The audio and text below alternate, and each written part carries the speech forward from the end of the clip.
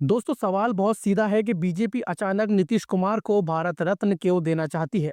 और उससे भी बड़ा सवाल यह है कि भारत रत्न की सिफारिश वाली चिट्ठी सीधे प्रधानमंत्री नरेंद्र मोदी के हाथों में क्यों थमाई जाती है। क्योंकि फैसला चाहे जो भी हो, आखिरकार मोहर प्रधानमंत्री मोदी को ही लगाना है।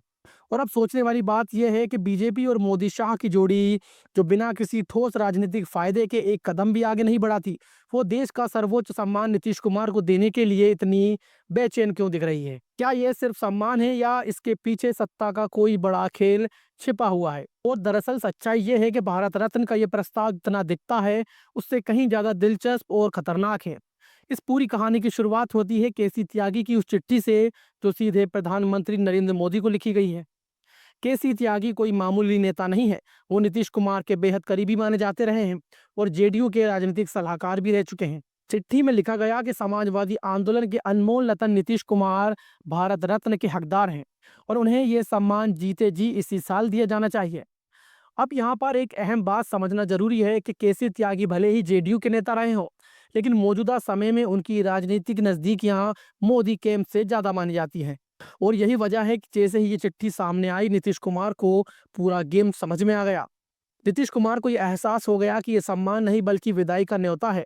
यही कारण है कि उन्होंने बिना देर किए केसी त्यागी को जेडीयू से बाहर का रास्ता दिखा दिया। इसके बाद जेडीयू के तमाम नेता, मंत्री और प्रवक्ता केसी त्यागी पर टूट पड़े। नीरज कुमार ने साफ शब्दों में कहा कि केसी त्यागी कौन होते हैं बिना अनुमति प्रधानमंत्री को भारत रत्न की सिफारिश करने वाले। जेडीयू की तरफ से यह भी कहा गया कि नीतीश कुमार को किसी पुरस्कार की जरूरत नहीं है, पुरस्कार उनके पीछे चलते हैं। लेकिन असली हलचल दिल्ली से लेकर पटना तक अंदर खाने मच चुकी थी। जेडीयू के अंदर यह चर्चा तेज हो गई कि क्या बीजेपी भारत रत्न देकर नीतीश कुमार को कुर्सी से हटाने की तैयारी कर चुकी है। दरअसल माना जा रहा है कि अमित शाह के एग्जिट प्लान में भारत रत्न एक अहम ऑप्शन था। योजना यह थी कि नीतीश कुमार को सम्मान देकर सम्मानजनक विदाई दी जाए और बिहार में नई सरकार बनाई जाए। और अगर केसी त्यागी एक आम व्यक्ति होते तो चिट्ठी लिखना कोई बड़ी बात नहीं होती, लेकिन एक एनडीए सहयोगी दल का राजनीतिक सलाहकार अपने लेटर हेड पर प्रधानमंत्री को चिट्ठी लिखे, यह अपने आप में बड़ा संकेत है। या तो ये चिट्ठी नीतीश कुमार के इशारे पर लिखी गई थी या फिर दिल्ली दरबार की सहमति से। और चूंकि नीतीश कुमार भड़क गए, इसलिए शक की सीधी सुई मोदी और शाह की तरफ जाती है। और अब सवाल यह है कि बीजेपी भारत रत्न देकर हासिल क्या करना चाहती है। इसका जवाब भी शायद हमें अतीत में मिलता है। याद कीजिए, जब चौधरी चरण सिंह को भारत रत्न देने का ऐलान हुआ था, उस समय जयंत चौधरी इंडिया अलायंस में थे और बीजेपी उन्हें तोड़ना चाहती थी। जैसे ही भारत रत्न का ऐलान हुआ, जयंत चौधरी ने ट्वीट किया कि मोदी जी ने दिल जीत लिया है। और कुछ ही समय बाद जयंत चौधरी बीजेपी के साथ खड़े नजर आए थे। यानी भारत रत्न सिर्फ सम्मान नहीं है, ये एक सियासी हथियार भी बन चुका है।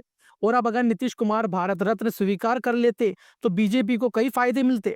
पहला फायदा यह है कि नीतीश कुमार की कुर्सी छोड़ना आसान हो जाता।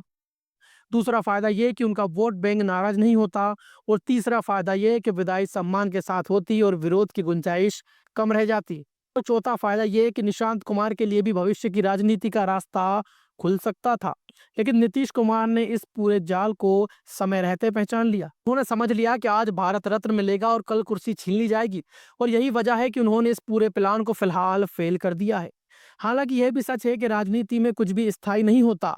हो सकता है कुछ दिनों बाद कोई नई स्क्रिप्ट सामने आए, लेकिन फिलहाल नीतीश कुमार ने साफ संदेश दे दिया है कि वो अभी कहीं नहीं जा रहे हैं। वहीं चिराग पासवान जैसे नेता खुलकर कहने लगे कि नीतीश कुमार भारत रत्न के हकदार हैं। लेकिन जेडीयू के तीखे विरोध ने इस स्क्रिप्ट को रोक दिया। और असल सच्चाई यह है कि बिहार का गणित नीतीश कुमार के पक्ष में है। उनके पास संख्या बल है, सहयोगी दल है और विपक्ष का भी अप्रत्यक्ष समर्थन मिल सकता है। ऐसे में अमित शाह के लिए नीतीश कुमार को हटाना आसान नहीं होगा।